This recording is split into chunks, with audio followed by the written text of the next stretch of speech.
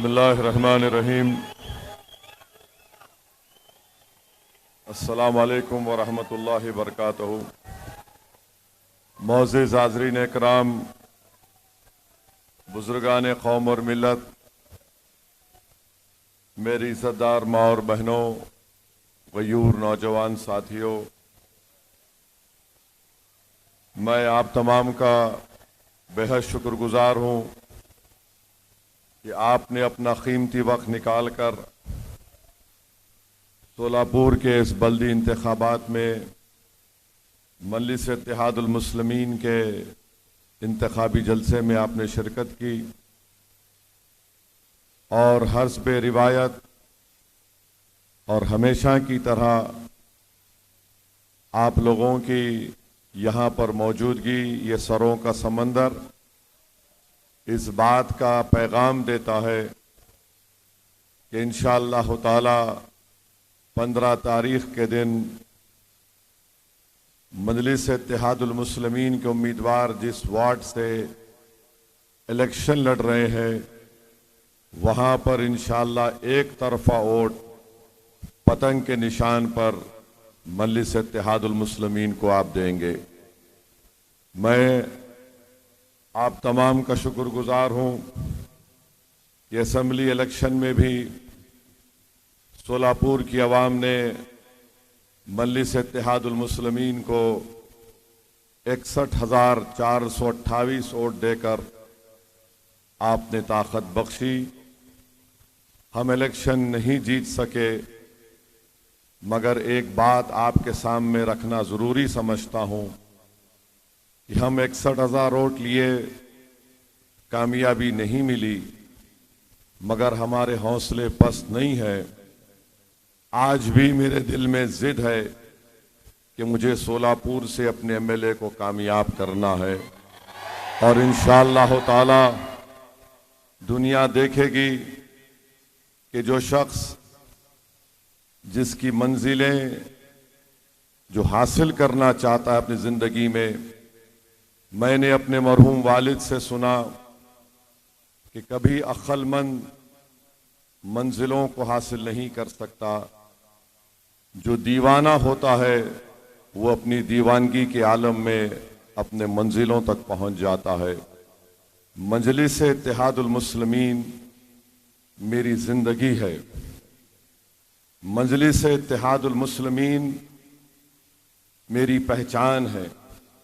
मजलिस इत्तेहादुल मुस्लिमीन के ज़रिए से अल्लाह ने मुझे सब कुछ दिया। अगर आज अल्लाह ने बोलने का सलीक़ा मुझे अता किया तो मजलिस इत्तेहादुल मुस्लिमीन की वजह से।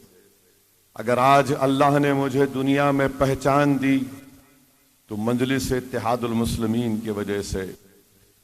अगर आज आप इस दीवाने को सुनने के लिए आते हैं तो इसमें मेरा कोई रोल नहीं, सिर्फ मेरे रब्बे कायनात का करम है और मेरी जमात मजलिस इत्तेहादुल मुस्लिमीन के तुफ़ैल की वजह से मैंने ये सब कुछ किया। मगर आपको यकीन दिला रहा हूँ कि मेरी ज़िद है इंशाअल्लाह ताला, और वहाँ पर हम मिलकर पूरी कोशिश करेंगे कि दोबारा 29 में जब असेंबली का इलेक्शन होगा, यहाँ से मजलिस का एमएलए हम मुंतखब करा कर ही चैन से बैठेंगे इंशाअल्लाह ताला। तो उस वक्त तक हमको और आपको मेहनत और जुस्तजू करना है। याद रखिए, आप और हम एक खून के खतरे से पैदा किए गए हैं और फिर वही खून के खतरे से पैदा होने के बाद हम इसी ज़मीन की खाक में चले जाने वाले हैं। मैं हमेशा अल्लाह से दुआ करता हूँ कि अल्लाह, जब तू मुझे बुला लेगा इस दुनिया से, जब लोग मुझे याद करेंगे, तो कम से कम मेरी बुराइयाँ, मेरी कमज़ोरियाँ तो जो भी हैं वो मेरे रब को मालूम, मगर कोई ये ना कहे कि सदुद्दीन ओवैसी ने मिल्लत मज़लूमा के साथ धोखा किया। कोई ये ना कहे कि सदुद्दीन ओवैसी ने उन लोगों का साथ छोड़ दिया जो उसके साथ चलते थे। अजीज दोस्तों और बुजुर्गों, मजलिस का काम बड़ा कठिन काम होता है, ये आसान काम नहीं है। जो लोग इस पार्टी में काम कर रहे हैं, मैं उनको एक बार नहीं 100 बार सलाम करता हूं, क्योंकि दूसरी पार्टी में जो लोग काम करते हैं उनको लालच क्या होती कि मैं कैसे सत्ता की कुर्सी पे आकर बैठ जाऊं, मैं कैसे मंत्री बन जाऊं, मैं कैसे फला ओहदा हासिल कर लूं। भारत की सियासत में अगर कोई पार्टी बगैर मंत्री पद के, बगैर चेयरमैन पोस्ट के अगर कोई बेलौस तरीके से गरीबों के लिए काम कर रही है तो मजलिस इत्तेहादुल मुस्लिमीन है। आप देख लो, जितने लोग दूसरी पार्टी में हैं वो ये सौदा कर कर आते कि मुझे क्या पद मिलेगा, मुझे क्या मिलेगा। मेरे भाई, मैं हमेशा कहता हूं कि किसी शायर ने अच्छा कहा था कि हमारी फकीरी में शाही है जो बादशाहों के पास या उनके शाहों के पास शाही नहीं होगी। अल्लाह ने इस जमात पर बहुत बड़ा करम किया है। हिंदुस्तान, भारत के कोने कोने में आप चले जाइए, लोग मजलिस का नाम इज्जत और फख्र से लेते हैं। मैं अपनी बात कर रहा हूं, मुझे अल्लाह ने इज्जत से नवाजा तो यकीनन मेरे मरहूम वालिद की और मेरी माँ की दुआएं और अहले दिल की दुआएं इसमें शामिल हैं। और मजलिस इत्तेहादुल मुस्लिमीन की वजह से मुझे पहचान मिली है। आप दुआ यही करिए कि जब तक मैं जिंदा रहूं, सेहत से रहूं, और अल्लाह मुझे और तौफीक दे कि मैं जालिमों से पंजा आजमाई करते रहूं। अल्लाह मुझे ताकत सिर्फ इसलिए दे कि मैं तुम जैसे कमजोरों को नेता बनाकर इस दुनिया से चला जाऊं। यही मेरी जिंदगी का मकसद है। अल्लाह ने बहुत कुछ नेमतों से नवाजा, मगर एक चीज की हसरत है, एक चीज की दीवानगी है कि हमारा नेता हो विधानसभा में सोलापुर से, हमारा एमपी दोबारा मुंतखब हो महाराष्ट्र से, ये जमात मिल्लत मज़लूमा की एक ताकत बन जाए पूरे भारत में। और इसी ख्वाब को पूरा करने के लिए दीवानगी की तरह इसको अपनी जिंदगी का ओढ़ना बिछोना बना चुका हूं। और यही वजह है कि अल्लाह सुब्हाना व तआला ने आप लोगों के दिल में मजलिस इत्तेहादुल मुस्लिमीन की मोहब्बत को पैदा किया। मैं फिर से कह रहा हूं, तुमको असदुद्दीन ओवैसी से बड़ा लीडर बनना है, तुमको असदुद्दीन ओवैसी से काबिल लीडर बनना है। कल तुमको क़यादत को, उस बोझ को उठाना है। ये कांटों का ताज तुमको भी उठाना पड़ेगा। जो लोग आज इम्तियाज जलील के बारे में बकवास बोलते हैं या मजलिस के कायदीन के बारे में बकवास बोलते हैं, तुमको नहीं मालूम ये बोझ क्या होता है। रातों में उठकर परेशानी के आलम में सिर्फ अल्लाह को याद करके दुआ करना पड़ता है कि अल्लाह, इस सरजमीन पर तूने हमको जिम्मेदारी से सौंपा है। जालिम ताकतवर है परवरदिगार, और उसी वक्त दिल से आवाज निकलती कि परवरदिगार, जमीन व आसमान का तो खालिक तू है, तू दुनिया का निजाम चलाने वाला है, तू हमको कामयाबी से हमकिनार कर दे। मुझे यकीन है कि इंशाअल्लाह ताला सोलापुर के इस बल्दी इंतखाबात में एक तारीख साज कामयाबी से हमारे उम्मीदवार हमकिनार होंगे इंशाअल्लाह। मेरे अजीज दोस्तों और बुजुर्गों, तुम मजलिस हो, मैं मजलिस नहीं हूं, आप मजलिस हैं। एक फर्द मजलिस नहीं हो सकता, असदुद्दीन ओवैसी नहीं है, आप मजलिस हैं। आप है तो मजलिस इत्तेहादुल मुस्लिमीन है। इसीलिए मेरे से ज्यादा जिम्मेदारी आपकी है। मैं इस जमात को ये पैगाम, मेरी जिंदगी का मकसद यही है कि जमात में ये जो लीडरशिप का कभी फुकदान पैदा ना हो। इसीलिए इन नौजवानों से अपील कर रहा हूं कि आगे बढ़ो। मैं यहां बैठकर तमाम हमारे उम्मीदवारों की तकारीर को सुन रहा था और अल्लाह से दुआ कर रहा था कि अल्हम्दुलिल्लाह, हमने जिनको अपना उम्मीदवार बनाया उनमें ना सिर्फ बोलने की सलाहियत है, बल्कि उनमें कॉन्फिडेंस है और उनमें एक जज्बा है कि वो कुछ काम करेंगे। मैं नांदेड़ में हमारे अराकीन उम्मीदवारों को सुनकर आया, अल्लाह का शुक्र अदा किया। पहले जलसे का आगाज मुंबई से, गोवंडी से किया, वहां पर हमारे 8 उम्मीदवारों में 4 टीचर शामिल हैं, एमए कर रहे हैं, कोई पीएचडी कर रहे हैं। ये तब्दीली मजलिस इत्तेहादुल मुस्लिमीन ने पैदा की। इंशाअल्लाह ताला जिस सिमत पे हम जा रहे हैं महाराष्ट्र में, इम्तियाज जलील की क़ियादत में, इंशाअल्लाह ताला मुझे यकीन है कि अल्लाह हमको और कामयाबियों से हमकिनार करेगा।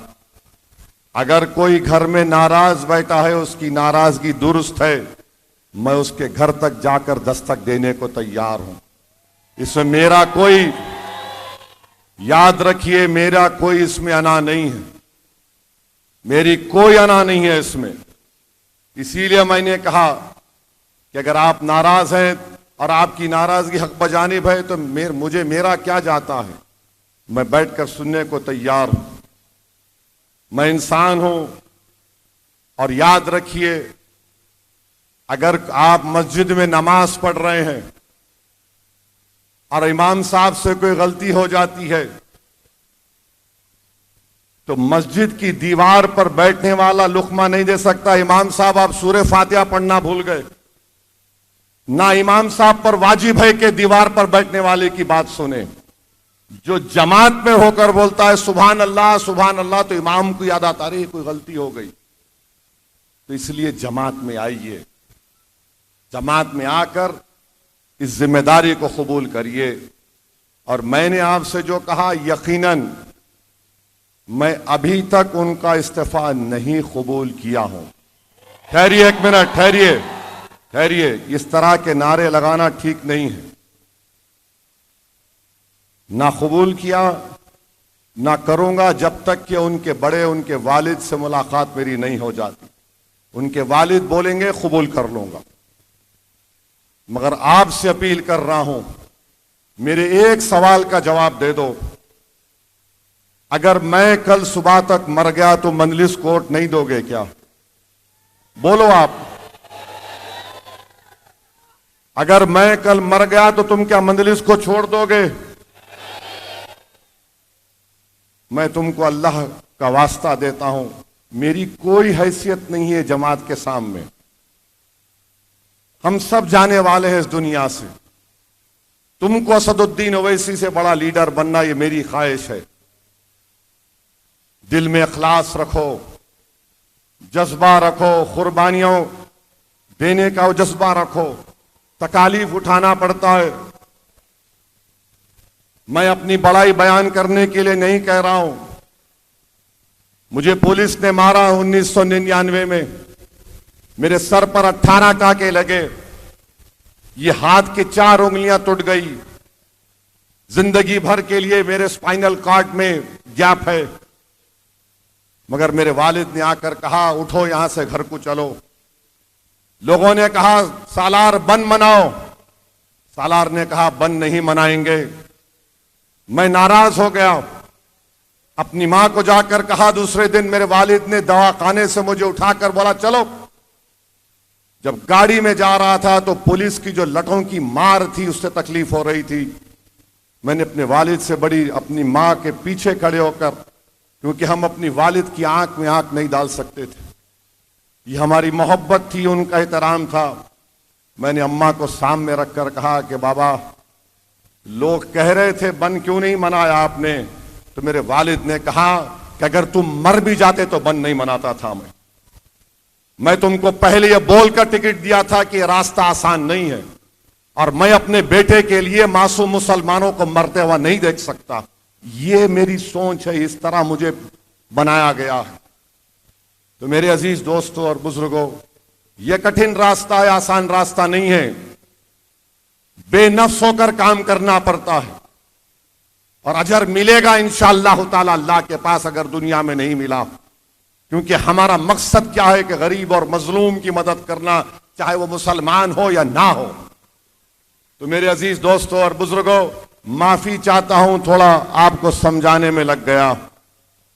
हमारे डाइस पर बैठे हुए लोग हैं, अजहर हिंडकरी साहब, गाजी जहांगीरदार साहब, वाहिद बंडाला साहब, शौकत पठान, इलियास शेख, हाजी तौफीक, नूरी साहब, फिरदौस पटेल, नासिर मंगलेरी, हाफिज इमरान खान पठान, हारिस कुरैशी, नदीम डोंगर, अज्जुभाई शेख, सिराज शेख, अजहर जागीरदार, अनीसा मुगल, सचिन कोलते, जुबैर बिसरी, शोभा भाई, बाबा अडेवाले और शोएब चौधरी, खादर भागनगरी, सादिक निजाफ, सद्दाम नायकवाड़ी, मुबीर असोहिल पठान, आसिया शेख, इरफान शेख, मुसनीन मिंदरगी, अजहर कोरबू, बशीर बोन, इमरान हवलदार, ये तमाम जिम्मेदार है। अल्लाह इन सबको नेक बनाए और ताकि वो मजलिस की कामयाबी के लिए और मेहनत करें। मेरी आपसे अपील है कि 15 तारीख के दिन आप मजलिस के पूरे उम्मीदवारों को कामयाब करिए। अरे जो 790 वोट लिया उन्हें डर आ रहा? हाँ, 790 वोट लिया, तू अपने आप को बेच के तेरे एरिया में मैं आऊंगा जुम्मे की नमाज पढ़ने इंशाअल्लाह। याद रखो, तुम कमजोर लोगों को डराते। दिल्ली की पार्लियामेंट में 540 में अकेला खड़े होकर सबकी आंख में आंख डाल के बोलता हूं। तो आपकी जिम्मेदारी है कि जितने ये बांकड़े पहलवान हैं उनको चारों खाने चित करना। आप जो पहलवान है बोलना, तेरी पहलवानी पोलिंग के दिन नजर नहीं आएगी इंशाअल्लाह। और सुनो, जुए के कारोबार और हराम खाने वालों, तुम्हारे घर की खवातीन असदुद्दीन ओवैसी को वोट देने वाली है। तीसरी बात, पेट्रोल की कीमत क्या है शोलापुर में?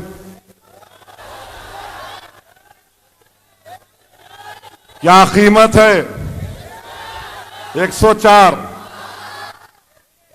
किसकी सरकार है? फडणवीस, शिंदे और अजीत पवार। गुजरात में 94 रुपए लीटर पेट्रोल है। गुजरात में 94 रुपीज, शोलापुर में 104। अरे अजीत पवार, जरा पेट्रोल तो कम करा ले। देवेंद्र फडणवीस, पेट्रोल तो कम करो। गुजरात में 94 रुपये और सोलापुर में 104 रुपये। किसकी सेटिंग हो रही है यहां पर? जनता की सेटिंग हो रही है।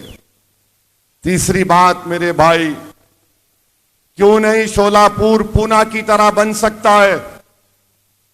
करीब 1300 करोड़ रुपए का बजट है बल्दिया का, म्युनिसिपल कॉरपोरेशन शोलापुर का। रेवेन्यू इनका कम से कम 700 करोड़ रुपए। 15 साल से बीजेपी है।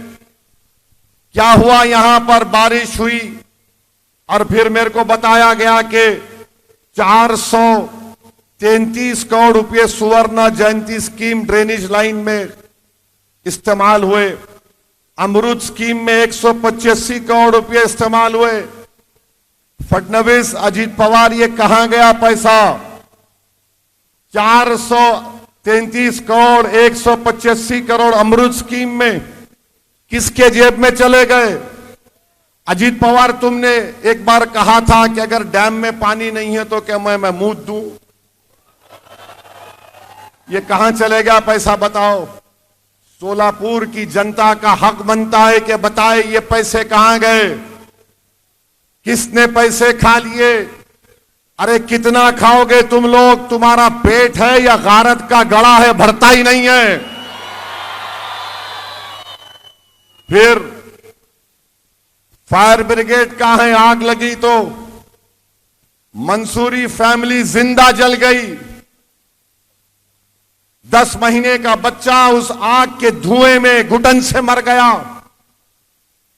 इतना बड़ा शहर शोलापुर, 15 साल से इनकी सरकार, और फिर एक जान नहीं बचा सकते। फायर इंजन नहीं आया, ना उनके पास ऑक्सीजन, ना उनके पास कपड़े फायर इंजन के ओहदेदारों के पास। मेरे अजीज दोस्तों और बुजुर्गों, आपको 15 तारीख को इन्हीं चीजों पर देखकर वोट देना है। और मोदी जी बोलते हैं जल से नल, नल से जल। 8 दिन में एक बार नल, उसके बाद 7 दिन छुट्टी। इतना बड़ा शहर सोलापुर, 8 दिन में एक मर्तबा पानी आता है। अजीत पवार, तुम यहां के पानी पिए या तुम ला लेते अपना पानी पुणे से? मेरे भाई, रात के अंधेरे में पानी आता है। मैं सलाम करता हूं हमारी सोलापुर की महिलाओं को, खवातीन को। मर्द तो उठते ही नहीं। वो बेचारी हमारी बेटी मां रात में उठ के हंस रहे तुम लोग। तुम्हारी बेटी जब रात में उठी तकलीफ होती नहीं होती तुम्हारे को? महिलाएं रात में उठ के पानी भरती हैं। पानी आया भी तो ऐसा आता, 2 खतरे 10 खतरे, पंप लगाना पड़ता है। मुझे बताया गया कि पंप लगाने से हमारे एक दलित भाई को इलेक्ट्रिक का शॉक हुआ और मौत हो गई। मेरे भाई, यही मसाइल के हल के लिए ये बल्दिया का इलेक्शन हो रहा है। अगर आप इन चीजों को देखकर अपना वोट इस्तेमाल नहीं करेंगे तो फिर कब वोट डालेंगे? इतना बड़ा बजट है 1300 करोड़ के करीब का, किसके जेब में पैसे जा रहे हैं? इस पर कोई बात ही नहीं हो रही है। और याद रखिए, अगर अजीत पवार को वोट पड़ा तो मोदी को वोट देने के बराबर है। आप मोदी को वोट देना चाहते? आप मोदी को वोट देना चाहते तो फिर अजीत पवार को वोट देंगे? अच्छा, वो जो जुए की कमाई पे, शराब की कमाई पे उन्हें बड़ा आ रहा है, उसको वोट देंगे? किसको वोट देंगे? तो जोर से बोलो, जोर से बोलो, इतनी जोर से बोलो कि मोदी को न सुनाई दे। किसको वोट देंगे 15 तारीख को? एक बार खड़े होकर बोलो, जोर से बोलो, दम लगा के बोलो। अब मजा आया। अब बैठो।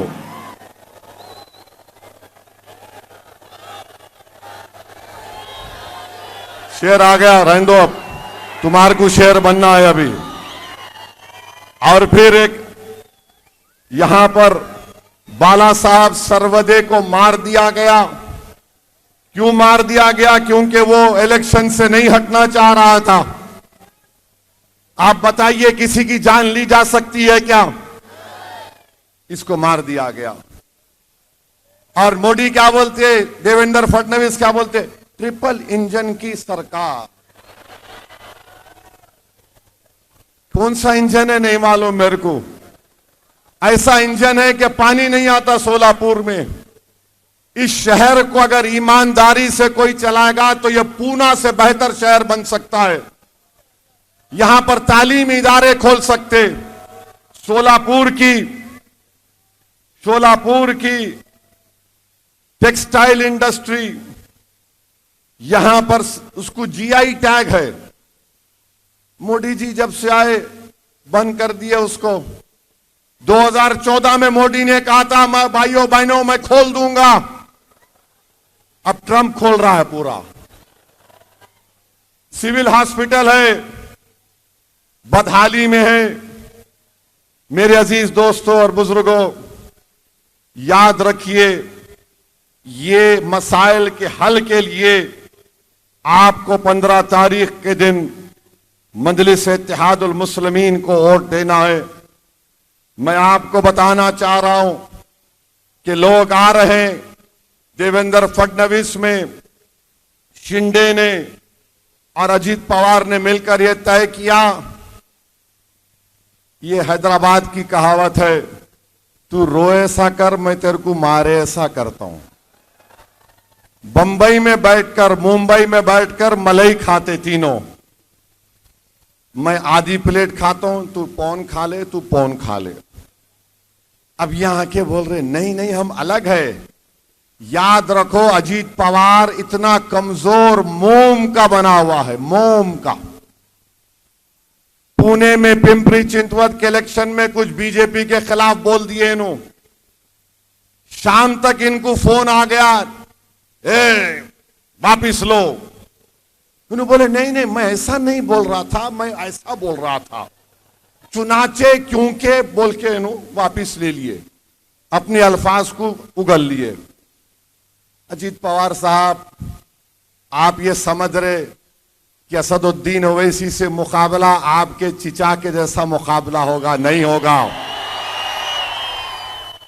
मेरा नाम असदुद्दीन ओवैसी है। तुम्हारे जैसे 56 अजीत पवार को जेब में डाल के फिरूंगा इंशाअल्लाह। वक्फ का कानून बन रहा था तो तुमने मोदी का साथ दिया। बोलो अजीत पवार, मेरी मस्जिद को छीनने का कानून बनाया गया, मस्जिद, दरगाह, खानकाह को छीनने का कानून बनाया गया, तुमने वो कानून बना दिया। जब ये आते हैं घड़ी का निशान वाले, पूछो उनको मस्जिद का कानून क्यों बनाए छीनने के लिए, जवाब दो। दरगाह और कब्रस्तान और ईदगाह को छीनने का कानून क्यों बनाया गया, जवाब दो। इस मुकाम पर नमाज इशा हुई ईदगाह है, ये कानून ऐसा बनाया गया कि कोई कलेक्टर इसको खुफल डाल सकता है, खुदा ना खास्ता। ये कानून बनने के बाद पहला इलेक्शन है। अगर आज तुम खामोश हो जाओगे, अगर आज तुम अपने गम और गुस्से का जमहूरी तरीके से इजहार नहीं करोगे, तो फिर हमारा जीना किस लिए है, बताओ। मेरी पहचान, ओवैसी की पहचान मेरी मजहबी पहचान भी है। भारत का संविधान क्या कहता है, फ्रीडम ऑफ रिलीजन, आर्टिकल 26 क्या कहता है, बाबा साहब का बना हुआ प्रियम्बल क्या कहता है, liberty of thought, faith and expression. बताओ फिर ये कैसा कानून बना दिया गया जिसको तीनों मिलकर सपोर्ट किए। ये फैसला आपको करना है मेरे भाई। मैं गुनाहगार हूं। कोई मुसलमान चाहे शराब भी पीता होगा जो गुनाह है, मगर खुदा की कसम अगर उससे पूछेंगे तू मस्जिद का सौदा कर सकता क्या, तो बोतल उठाकर जमीन पर फेंक कर बोलेगा मैं गुनाहगार हूं मगर अल्लाह के घर का सौदा नहीं कर सकता। आज वो कानून बना दिया गया। तो मेरे अजीज दोस्तों और बुजुर्गों, आपको एक अच्छा फैसला लेना है। कोई ये नहीं समझना कि मैं शराबियों की तायीद कर रहा हूं। मुझे शराब से नफरत है, शराबी से नहीं है। मुझे बुरे से नफरत नहीं है, बुराई से नफरत है। हमको इंसान से ये जो बुरा करते नारे बहुत गंदा है, नहीं मालूम मेरे भाई। अगर अल्लाह उसको हिदायत देगा तो वक्त का वली ना बन जाए वो। तो हमको और आपको 15 तारीख के दिन सोच समझकर अपने वोट का इस्तेमाल करिए। 61,000 वोट मिले हमको, हमारा एमएलए नहीं बना, तो क्या हमारी हिम्मत और हौसला पस्त हो गया, बताओ। क्या आप आज भी तैयार है मजलिस को वोट देने के लिए? कहीं आपके हौसले पस्त तो नहीं हो गए? मेरे भाई, मेरे हौसले तो पस्त नहीं हुए हैं, क्योंकि रोज पार्लियामेंट में तुम्हारा ये खादिम अकेला खड़े होकर लड़ता है इन तमाम लोगों से और उनको बेबाक तरीके से सच्चाई को बयान करने की कोशिश करता हूं। मैं तो कभी ना थका ना कभी झुकूंगा इंशाअल्लाह ताला। अल्लाह जब तक मुझे जिंदा रखेगा या तो कट जाऊंगा या लटक जाऊंगा, मगर तुमको झुकने नहीं दूंगा इंशाअल्लाह। तो 15 तारीख के दिन मेरे अजीज दोस्तों और बुजुर्गों, मजलिस को वोट देना है, पतंग के निशान पर बटन दबाना है, इत्तेहाद को मजबूत करना है। बीजेपी जब से इख्तिदार पर आई है मॉब लिंचिंग हो रही है। अब तो मॉब लिंचिंग इतनी बढ़ चुकी कि उत्तराखंड में एक त्रिपुरा का ट्राइबल बच्चा जो एमबीए कर रहा है, क्योंकि उसका चेहरा अलग है तो उसको क्या क्या गलीज नाम से पुकार कर मार मार कर उसको खत्म कर दिया गया। उसका बाप कौन है? वो बीएसएफ का सिपाही है जो भारत की सरहद पर भारत की हिफाजत करता है। तकलीफ मुझे महसूस होती है कि उस बाप पर क्या गुजर रही होगी। अपने खानदान को छोड़कर वो सरहद की हिफाजत कर रहा है और भारत के अंदर जालिमों ने उसके बेटे को चिंकी पिंकी कहकर जान ले ली उसकी। कोई पूछने वाला नहीं है क्योंकि ट्राइबल है। उड़ीसा में एक मुसलमान को बांग्लादेशी कहकर पीट दिया गया। नवादा बिहार में एक मुसलमान को बांग्लादेशी कहकर उसकी पैर की उंगलियां काट दिए, कान काट दिए, जिस्म में राड मार दिए, वो मर गया। जलगांव का सुलेमान पठान को पकड़ पकड़ कर मारा, जान चले गई नौजवान बच्चे की। सुलेमान पठान के वालिद को जब उसका वीडियो सुना, मैं सर पकड़कर बैठ गया। बाप कह रहा है कि मारने वाले मेरे बेटे के बचपन के दोस्त थे, मारने वाले मेरे बेटे के बचपन के दोस्त थे। और बाप ने कहा कि अब मैं उस गांव में नहीं रह सकता जहां पर मेरी 5 पीढ़ियां गांव में रही हैं। अब मैं इस गांव को छोड़कर चला गया। क्या अजीत पवार कुछ बोले? क्या कोई कुछ बोला? मेरे भाई क्या बोलते, कानून अपना काम करेगा। अरे तुम क्यों बैठे हैं कुर्सी पर? तुम कुछ तो बोल सकते थे ना। अरे क्यों कर रहे ये लोग? मुंबई में डी मार्ट एक मार्केट में अभी पड़ा, 2 दिन कल या कल का वाकया के हमारी बहन बुरखा में है, तो एक कस्टमर उसको देखकर हमारी बहन के तनखीद कर रहा है। उसका शौहर कह रहा है तू बाहर निकल, तेरा रेप करता हूं।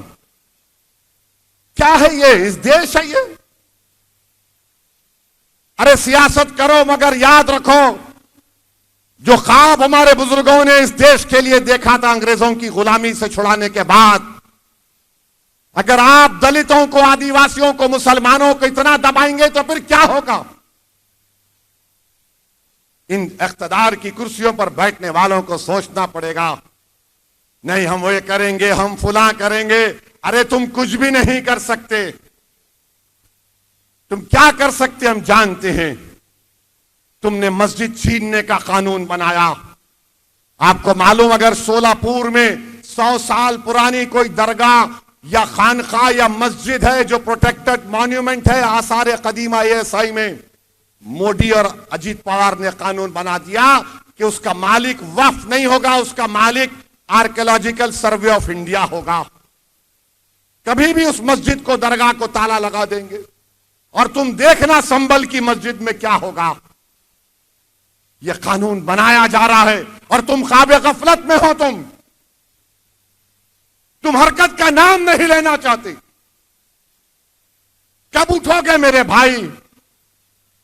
कब तक आपसी इख्तलाफात का तुम शिकार होगे बताओ? ये वक्त तुमको शीशा पिला हुई दीवार की तरह मुत्तहिद रहना है। और जब मौर्रिख तारीख लिखेगा 2014 से अब तक, तो मौर्रिख लिखेगा कि एक कौम थी जिसके जियालों ने, बुजुर्गों ने अपना सब कुछ लुटता हुआ देखा मगर झुके नहीं, लड़ते रहे अपने हक के लिए संविधान के मुताबिक। यह काम आपको करना है। मैं ये नहीं कह रहा हूं कि तुम तशद्दुद करो, खुदा ना खास्ता। मैं ये कह रहा हूं कि अपनी सियासी ताकत को मनवाओ। चाहे वो सरपंच हो, जिला परिषद हो, सोलापुर का इलेक्शन हो, विधानसभा हो, पार्लियामेंट का इलेक्शन हो। कब तक आप धोखे में रहेंगे कांग्रेस के? सेकुलरिज्म।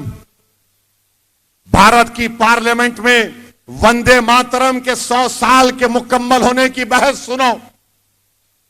मैं तुमको गुजारिश करता हूं, नौजवानों, तुम बेकार की चीजें सेल फोन पे देखते, उस बहस में मेरी इस तकरीर सुनो 9 मिनट की। तुम सुनो कांग्रेस के लोगों ने क्या कहा। तुम सुनो अजीत पवार के एक एमपी ने क्या तकरीर की, शिंदे के एमपी ने क्या तकरीर की, बीजेपी के एमपी ने क्या तकरीर की, समाजवादी पार्टी के एमपी ने क्या तकरीर की। मुझे बताओ यहां पर जितने लोग हैं, तुम अल्लाह से हट के किसी की इबादत कर सकते? हाथ उठाकर बोलो, तुम अल्लाह की इबादत करते नहीं करते? आज वहां पर क्या बोला जा रहा था? जब हमारी बारी आई तो सब बैठे थे। बीजेपी के एक एमपी हैं, मुझे अच्छी तरह जानते, मेरे को आके बोले, ओवैसी मैं तुम्हारी बात सुनने को बेचैन हूं। मैंने कहा मैं भी बेचैन हूं बोलने के लिए। मैं इन तमाम पर भारी पड़ूंगा और बताऊंगा संविधान के जरिए के तमाम भारत की जनता को झूठ बोल रहे हैं। भारत का संविधान शुरू होता है वी द पीपल के नाम से। ये बाबा साहेब अंबेडकर ने लिखा। भारत का संविधान अपने प्रियम्बल में लिखता है liberty of thought, expression, belief, faith and worship. मैंने पार्लियामेंट में खड़े होकर कहा कि जब 24 जनवरी 1950 को पार्लियामेंट में हम संविधान दे रहे थे तो उसमें एक मेंबर ऑफ पार्लियामेंट उस वक्त थे जिन्होंने कहा था कि वंदे मातरम से शुरू करो। वोट हुआ, हार गए। किसी ने कहा खुदा भगवान के नाम से शुरू करो, वोट हुआ, हार गए। मैंने कहा आर्टिकल 25 किस लिए है? फ्रीडम ऑफ रिलीजन है। मैंने उनसे कहा कि अगर आप इस देश को ये कह रहे हैं कि खुदा है तो फिर अल्लामा फजल खैराबादी को आप क्या कहेंगे जिन्होंने काला पानी की सजा इसलिए काटी क्योंकि जिहाद का फतवा अंग्रेजों के खिलाफ दिया था? आप क्या बोलेंगे महमूदुल हसन और हुसैन अहमद मदनी को? तुम क्या बोलोगे हसरत वहानी को जो इनकलाब जिंदाबाद का नारा लगाया? तुम क्या बोलोगे जौहर बरादरान को? तुम क्या बोलोगे टीपू सुल्तान को जिसके हाथ में तलवार थी, खून गर्म था मगर अंग्रेजों के सामने झुका नहीं? तुम क्या बोलोगे उन लोगों को? इसी महाराष्ट्र के यूसुफ मेहर अली थे मुंबई के, गांधी से कहा कि गांधी जी अंग्रेजों के खिलाफ नारा दो, quit India, Simon go back. तुम क्या बोलोगे इन लोगों को? ये आज भी मेरा सवाल है। बीजेपी वाले पुकार के बोले देश में रहना है तो बोलना पड़ेगा। तो मैंने कहा सुनो, मैं अपनी मां की कोख में अल्लाह की वजह से पैदा हुआ हूं, मगर मेरी मां मेरे दुनिया की सबसे कीमती चीज है मेरे लिए, मगर मेरी मां मेरे लिए अल्लाह नहीं है। मेरा अल्लाह जमीन और आसमान का खालिक है। मैंने कहा कुरान में अल्लाह कह दिया इय्याका नाबुदु व इय्याका नस्तईन। एक मुस्लिम एमपी में हिम्मत क्यों नहीं पैदा हुई? बोलो। मेरा जुर्म सिर्फ यही है कि मैंने सच्चाई को बयान किया, इसलिए ये सब हमारे दुश्मन हैं। ये नहीं चाहते कि कोई तुम्हारी सच्चाई को बयान कर सके। मेरे अजीज दोस्तों और बुजुर्गों, सोलापुर, महाराष्ट्र और औरंगाबाद की मेरी आवाम, याद रखो तुमको यह सच्चाई को बयान करना है। बहुत वक्त गुजर गया, 70-75 साल हो गए। अब हम डिप्लोमेसी की जबान में नहीं बात करेंगे। अब हम बात करेंगे तो सच बात करेंगे। कड़वी नजर आएगी इनको, मगर बोलना पड़ेगा। देश से मोहब्बत अगर हमको है तो किसको होगी बताओ? हम जिंदा पैदा हुए तो इसी जमीन पर, हम अल्लाह के बारगाह में सजदा करते, इसी अपनी पेशानी को इसी जमीन पर लगाते। हम मरते हैं तो इसी जमीन के अंदर चले जाते हैं। ये भारत के कब्रिस्तान नहीं है, ये हमारे वफादारियों की निशानियां हैं। मेरे अजीज दोस्तों और बुजुर्गों, नौजवानों, ये लड़ाई तुम्हारी है, मेरी नहीं है। नहीं मालूम कि कब हम और आप चले जाएंगे, मगर नौजवानों मुस्तकबिल तुम्हारा है। तुम्हारा मुस्तकबिल अच्छा हो।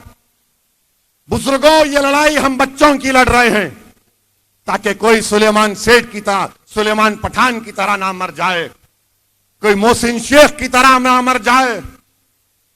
आज कोई बात नहीं करता। वो 11 लोगों को जो 19 साल की सजा काट कर आए, मुंबई के ट्रेन ब्लास्ट में 180 लोग भारत के नागरिक मारे गए। कोई नहीं बता सकता कि किसने मारा उनको। और वो 11 लोग 19 साल जेल में थे। एक तो अंसारी जेल में ही मर गया। मैं एक आदमी से मिला जो दारुसलाम में आकर मुझसे कहा, असद भाई, मैं जब गया था तो मेरी बेटी अपनी मां के गोद में थी, और जब निकला तो मेरी बेटी जवान हो गई। तो मेरे अजीज दोस्तों और बुजुर्गों, अपनी वोट का सही इस्तेमाल करो। यह अमानत है। 15 जनवरी के दिन पतंग के निशान पर बटन लगाइए।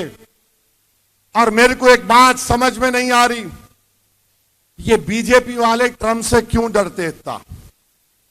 क्यों डरते इतना ट्रम्प से? अगर कोई अमेरिका का सदर है, भारत का तो नहीं है, उन्हें बोल रहा मोदी मेरे को खुश करने के लिए, मोदी मेरे को खुश करने के लिए, he wanted to make me happy. अबे तू है कौन? अरे गोरी चमड़ी वाले, तू इस देश की जमीन को नहीं जानता। ये गयूर भारत की सरजमीन है, जो कभी भी अगर बाहर से कोई आंख दिखाया तो उसकी आंखें चीर ली हमने। और वो भारत के हमारे प्रधानमंत्री को बोल रहा है, अजीत पवार तुमको जरा गीरत नहीं पैदा हुई? शिंदे साहब आपको क्या हुआ? देवेंद्र फडणवीस आपको क्या हुआ? अरे बीजेपी को क्या हो गया? ट्रम्प का नाम लेते कि कुछ नहीं, सन्नाटा। उन्हें बोले जा रहा। मेरे अजीज दोस्तों और बुजुर्गों, ये बड़ी बड़ी बातें करते हैं बीजेपी वाले, मगर चीन अब बोल रहा है कि वो जंग रुका दिए। बहरहाल अजीज दोस्तों और बुजुर्गों, मैं जब यहां पर शोलापुर में असम्बली इलेक्शन में इसी मुकाम पर आया था, 15 मिनट की बात करा था, बोला था ये मीडिया वाले बहुत चलाए, आपको थैंक यू। अब कुदरत का निजाम देखो, कुदरत का निजाम देखो। 15 के दिन ही पोलिंग है अब, तो 15 तारीख के दिन क्या होगा? 15 तारीख के दिन क्या होगा? 15 तारीख के दिन 15 मिनट नहीं, 10 घंटे तक काली बटन दबा दबा दबा दबा दबा। हर वोट पतंग पे पड़ना चाहिए। अपना सेलफोन का लाइट खोलो, पूरे खोलो, तुम भी खोलो, लाइट खोलो, पूरे खोलिए, ताकि बीजेपी को, शिवसेना को, अजीत पवार को मालूम हो जाए अब कुछ नहीं होने वाला है शोलापुर में इंशाअल्लाह ताला। यहां पर पतंग है, पतंगी रहेगी इंशाअल्लाह। लगाओ मेरे साथ नारा, नारे तकबीर, नारे तकबीर। मजलिस-ए इत्तेहादुल मुस्लिमीन, मजलिस-ए इत्तेहादुल मुस्लिमीन। शोलापुर की आवाम जिंदाबाद, शोलापुर की आवाम, शोलापुर की आवाम। 15 तारीख के दिन आपके हवाले मेरे भाई। सलाम वालेकुम। एबीपी माझा, उघडा डोळे बघा नीट।